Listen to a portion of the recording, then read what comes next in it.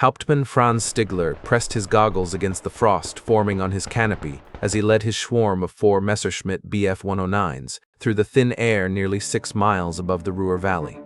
A veteran of the Spanish Civil War and 3 years of combat over Europe and North Africa, Stigler had 22 confirmed kills. He knew every Allied fighter by silhouette and sound. But what climbed toward his formation that November morning was different. Through broken clouds, an impossible shape emerged. 2 fuselages connected by a central nacelle.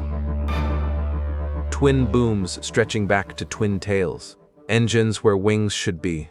It looked less like an aircraft and more like something designed by a committee that had never seen a fighter before. Was ist das? Crackled over his radio. What is that? Stigler had heard the rumors. American pilots in North Africa called it the Lightning. Luftwaffe intelligence had briefed them on its specifications: twin Allison engines, twin superchargers, concentrated nose armament, tricycle landing gear. Everything about it violated conventional fighter design. Der Gebelschwanz-Teufel, his wingman transmitted. The fork-tailed devil. Someone in the formation laughed.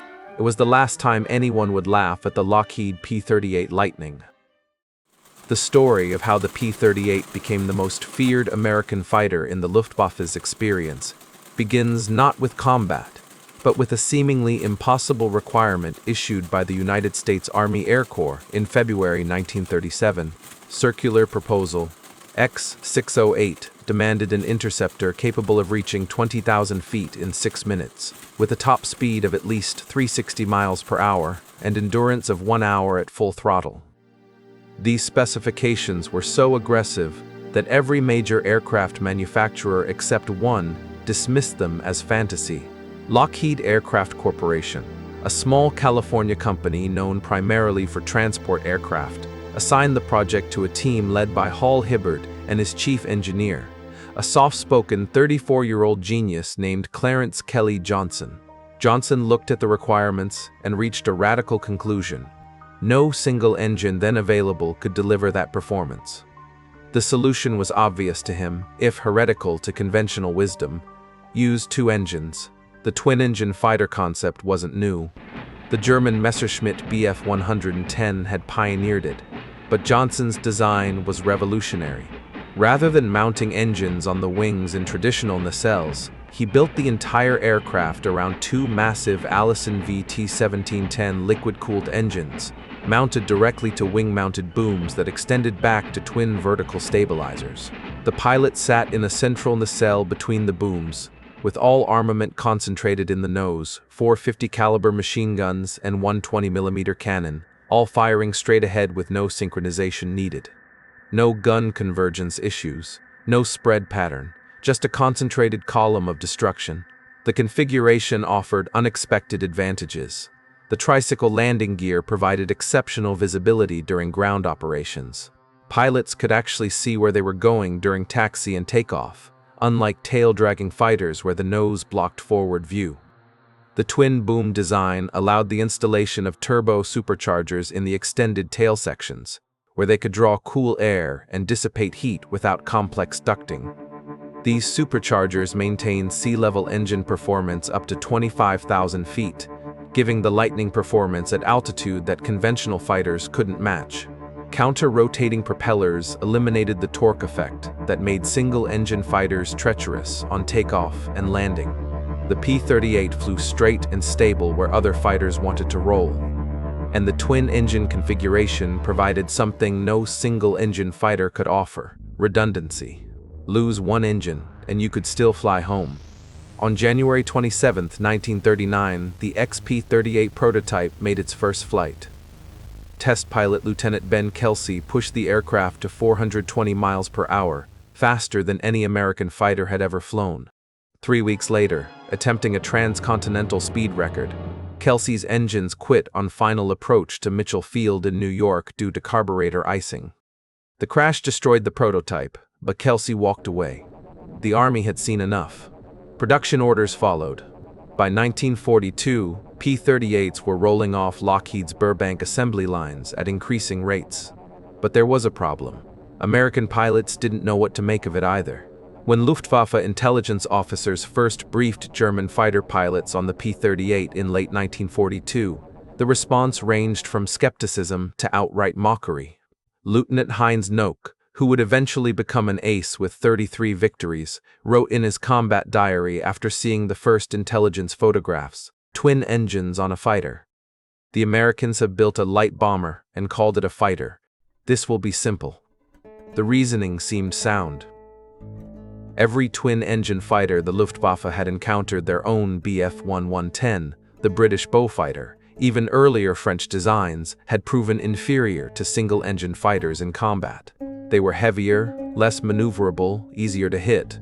German tactical doctrine emphasized the turning fight. Their Messerschmitt Bf-109 could pull tight turns that ripped wings off enemy aircraft. Their Focke-Wulf W-90 combined this agility with heavy armament. Against these nimble killers, a twin-engine fighter seemed like a flying death sentence for its pilot. The first combat encounter came on August 9, 1942, when P-38Fs of the 1st Fighter Group engaged W-190s over Iceland during a ferry mission. The results were inconclusive, but German pilots reported the Lightning was fast in a straight line, but sluggish in the turn. This assessment wasn't entirely wrong. Early P-38 models did have handling quirks. The cockpit heating was inadequate at altitude, leaving pilots freezing in the stratosphere. The engines were prone to problems, and most critically, American pilots were trying to dogfight with it, turning and twisting to get on an enemy's tail. They were flying it wrong. The breakthrough came in North Africa, where the first P-38s arrived in November 1942 to support Operation Torch. Among the pilots was a farm boy from South Dakota named Richard Ira Bong, who would become America's ace of aces. But before Bong's legend began, the P-38 faced its baptism of fire against experienced German pilots flying Bf-29Gs and W-190s of Jagdgeschwader 51 and JG-53, units that had cut their teeth in the Spanish Civil War and honed their skills over France, Britain, and Russia. Oberleutnant Gustave Rodel, an ace with over 90 victories, engaged P-38s for the first time over Tunisia in December 1942. His combat report was dismissive. The twin-engine American fighter is fast but uncoordinated. Pilots appear poorly trained. Engaging them is no more difficult than engaging bombers, and considerably less dangerous due to lighter defensive armament. What Rodel didn't mention was that his attack had failed. The P-38 he targeted had simply accelerated away from him in level flight, pulling away despite his Bf-109 being in a dive. At lower altitudes, this shouldn't have been possible. The pattern repeated across North Africa through early 1943. German pilots would bounce P-38s. The Lightnings would turn to engage. The Germans would rake them with fire in the turning fight, and the Americans would either go down or flee using their superior speed. German after-action reports consistently rated the P-38 as a moderate threat that could be countered with standard tactics. But casualties were telling a different story. The transformation of the P-38 from moderate threat to fork-tailed devil began not with the aircraft, but with the tactics. Major Thomas J. Lynch, commanding the 39th Fighter Squadron in the Pacific, was the first to systematically document what the P-38 could do when flown to its strengths. His tactical manual, distributed to P-38 units in early 1943, was revolutionary. Do not dogfight enemy aircraft. Do not turn with them. Use your speed. Use your altitude. Dive, attack, climb away. The enemy cannot catch you in level flight. Make them chase you upward, where your engines breathe and theirs suffocate. The tactic became known as boom and zoom, though P-38 pilots called it slash and dash.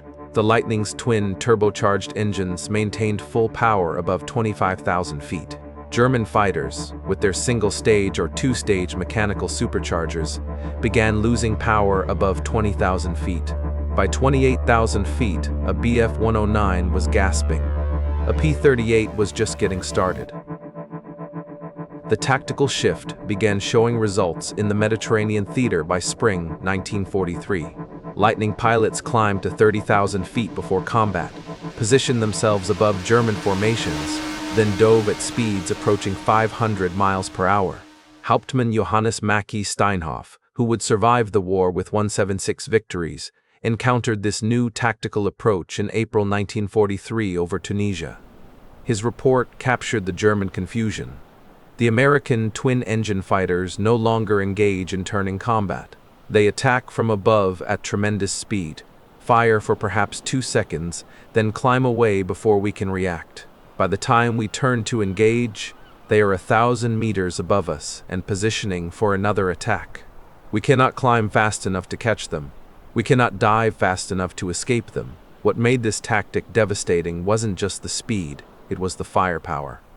The P-38's nose-mounted armament put 4 50 caliber machine guns and 1 20mm cannon on a single axis. Unlike wing-mounted guns that required convergent settings, the P-38's guns created a cone of fire that tightened at any range, set the gun sight for 300 yards, and every bullet and shell passed through a circle roughly 6 feet in diameter. A 2-second burst delivered approximately 100 rounds of 50 caliber and 12 rounds of 20 millimeters. Against the relatively lightly armored German fighters, this concentration was catastrophic. Lieutenant Colonel Cass Huff, who studied combat damage reports, noted, "When a P-38 pilot got a good burst into a German fighter, there was rarely a damaged classification. The target was either destroyed or untouched. The weapons battery didn't wound aircraft, it disintegrated them." German pilots began reporting a phenomenon they hadn't experienced against other Allied fighters: instant destruction.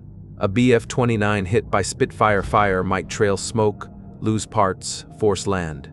A 109 hit by concentrated P-38 fire simply exploded. Wings separated. Fuselages broke in half. Pilots had no chance to bail out.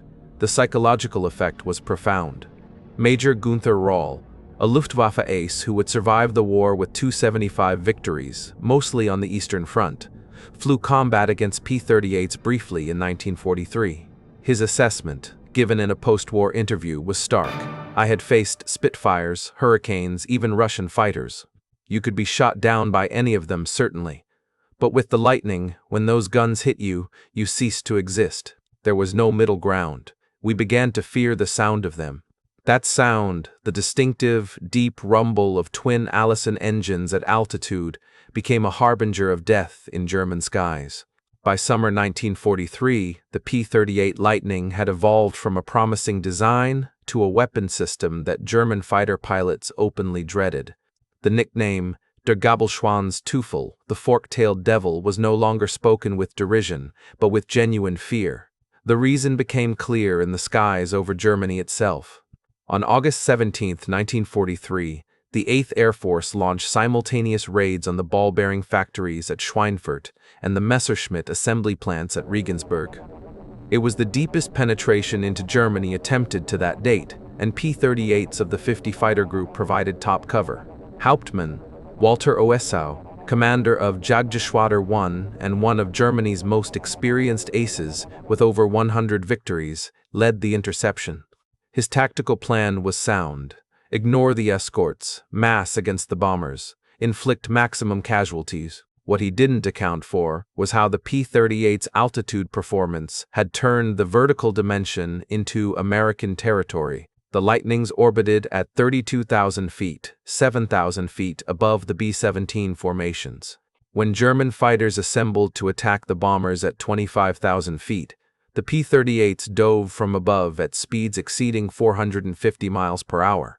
Lieutenant Heinz Noke, the same pilot who had mocked the P-38's twin-engine design the previous year, was in that formation.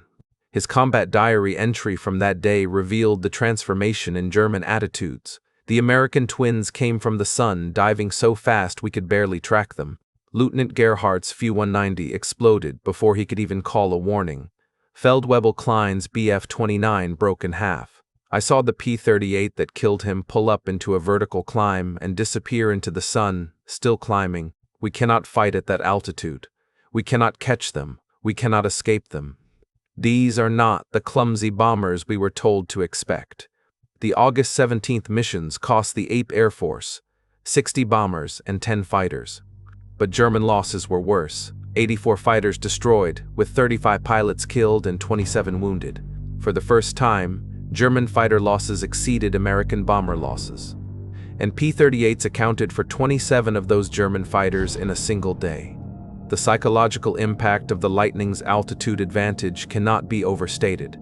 German pilots had controlled the vertical dimension throughout the war. They dove from above on formations below. They climbed away when threatened. The sky's vertical axis had been their escape route and their weapon. The P-38 took that away. German fighter pilots now found themselves in an impossible tactical situation: attack the bombers and be dove on by Lightnings from above, or engage the Lightnings and allow the bombers through. Either choice led to losses they couldn't afford. Generalleutnant Adolf Galland, commander of German fighter forces, studied the tactical reports and reached a sobering conclusion. In a briefing to the German High Command in September 1943, he stated, "The American twin-engine fighter has proven the most dangerous opponent in the sky. Its speed at altitude makes interception impossible. Its firepower makes successful attack fatal, and its range means there is nowhere over the Reich beyond its reach. We must assume air superiority will be contested wherever the Lightning appears." Coming from Galland, one of Germany's most successful aces with under 4 victories, this was an extraordinary admission. But the P-38's dominance wasn't limited to Europe. In the Pacific theater, where Japanese fighters like the Zero had terrorized Allied pilots with their maneuverability, the Lightning was writing an even more deadly story. If the P-38 had a signature role, it was as an ace killer, the aircraft that hunted down and destroyed the enemy's best pilots. Major Richard Ira Bong, flying P-38s in the Pacific, would become America's ace of aces, with 40 confirmed victories, every one in a Lightning. His hunting ground was the skies over New Guinea and the Philippines, where Japanese aces who had terrorized Allied forces since Pearl Harbor ruled the air. In April 1944, Bong intercepted a formation of Japanese fighters over Hollandia. Leading them was an ace known to have at least 30 victories, veteran of China, Pearl Harbor, and countless battles across the Pacific. In a 2-minute engagement, Bong's P-38 sent him down in flames. The tactics were pure Lightning doctrine: position above, dive to attack speed, fire concentrated burst, zoom climb back to altitude before anyone could react. Japanese fighters trying to turn to engage found themselves chasing an aircraft already 5,000 feet above them and climbing. But perhaps the most famous Lightning mission, and the one that proved to German pilots that even their best were vulnerable, was Operation Vengeance. On April 18, 1943, American intelligence decoded a Japanese message revealing that Admiral Isoroku Yamamoto, architect of Pearl Harbor and Japan's supreme naval commander, would be flying to Bougainville Island on an inspection tour. 16 P-38s from the 39th Fighter Squadron were assigned to intercept him. The mission required a 435-mile flight over water at wave-top height to avoid radar detection, precise timing to arrive exactly when Yamamoto's transport crossed the coast, and enough fuel reserves to fight and return. Only the P-38 had the range, speed, and reliability to attempt it. Led by Captain Thomas Lanphier and Lieutenant Rex Barber, the Lightnings reached the interception point exactly on schedule. Yamamoto's Betty bomber, escorted by 60 fighters, appeared precisely when intelligence predicted. The engagement lasted less than 5 minutes. Lanphier and Barber both fired on Yamamoto's transport. The Betty crashed into the jungle. The Admiral was dead before his aircraft hit the trees. The psychological impact on both sides was enormous. For Americans, it proved that no target was beyond reach. For the Japanese, the loss of Yamamoto was devastating. And for German intelligence officers monitoring Allied capabilities, Operation Vengeance demonstrated that the P-38 could strike with surgical precision at extreme range. In Europe, the P-38's most significant contribution may have been what it did to German pilot training and morale. By late 1943, Luftwaffe training programs were in crisis. Experienced instructors were being pulled to frontline units to replace catastrophic losses. New pilots were entering combat with less than 100 hours of total flying time, barely enough to master takeoff and landing, much less combat tactics.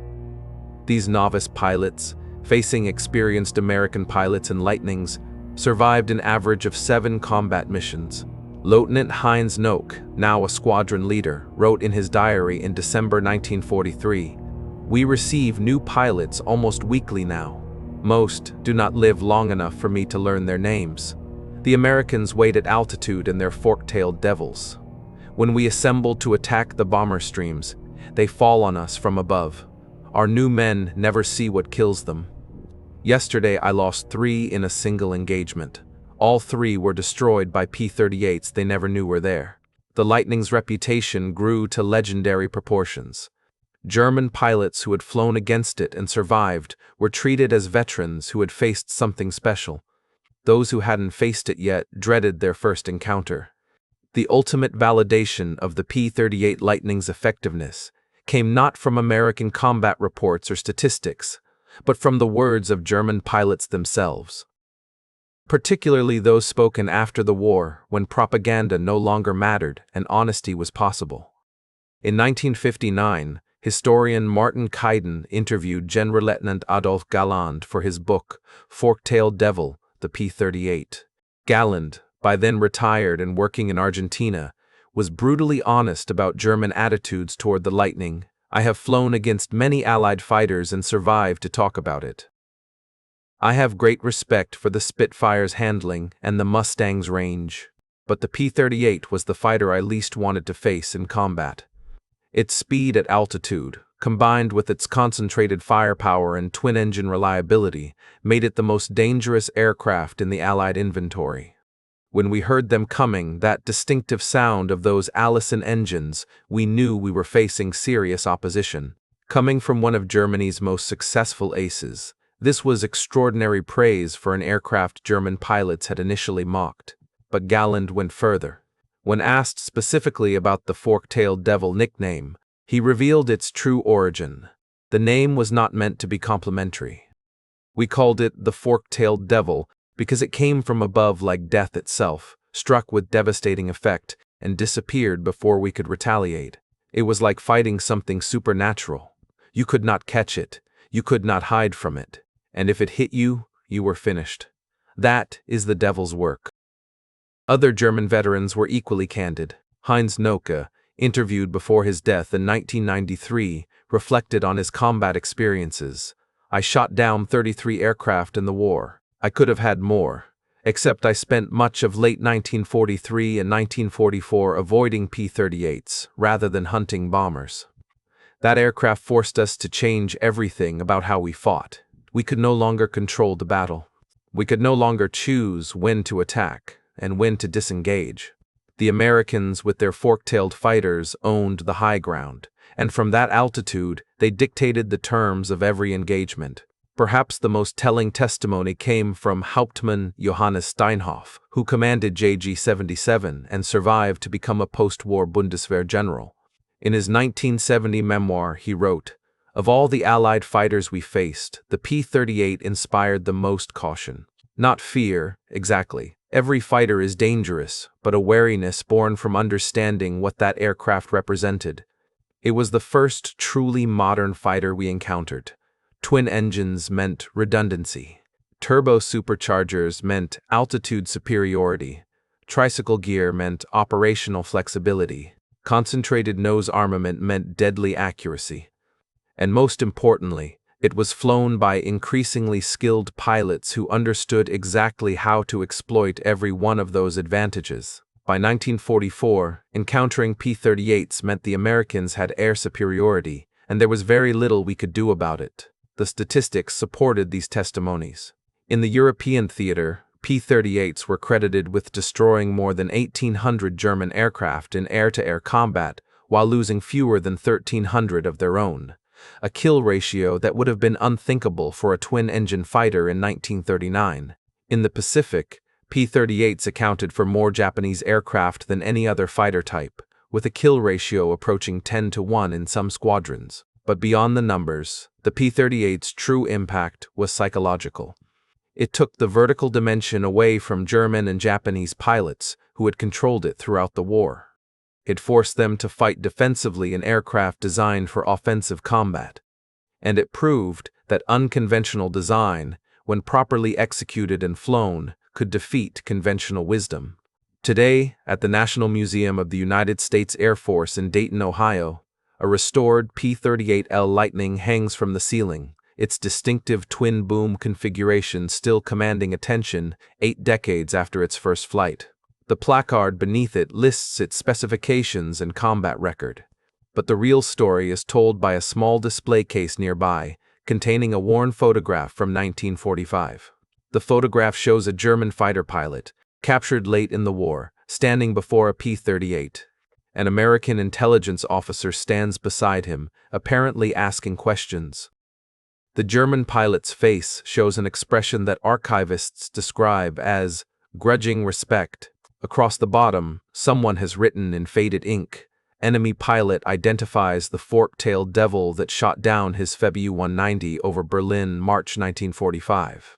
The P-38 Lightning entered combat as an untested design that violated every conventional rule of fighter aircraft development. German pilots looked at its twin engines, unconventional configuration, and complex systems and saw a target.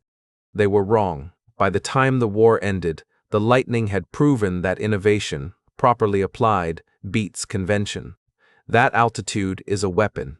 That concentrated firepower matters more than maneuverability. And that sometimes, the aircraft everyone laughs at becomes the one everyone fears. Franz Stigler, the German ace who saw his first P-38 over Gelsenkirchen in November 1943, survived the war. In a 1988 interview, he was asked about his most memorable combat experience. "The first time I saw a P-38, he said without hesitation, we laughed at it that day. 2 fuselages, twin engines, awkward-looking thing. We thought it would be easy prey. Then it climbed straight up past us, rolled inverted at the top, dove back down, destroyed 2 of my wingmen in a single pass, and disappeared into the clouds before any of us could react. In that moment, I understood we were facing something new, something we weren't prepared for. That was the last time I laughed at a Lightning. The fork-tailed devil had lived up to its name." And German pilots who survived the war would never forget the distinctive rumble of twin Allison engines diving from the sun, bringing destruction from the high ground no one else could reach.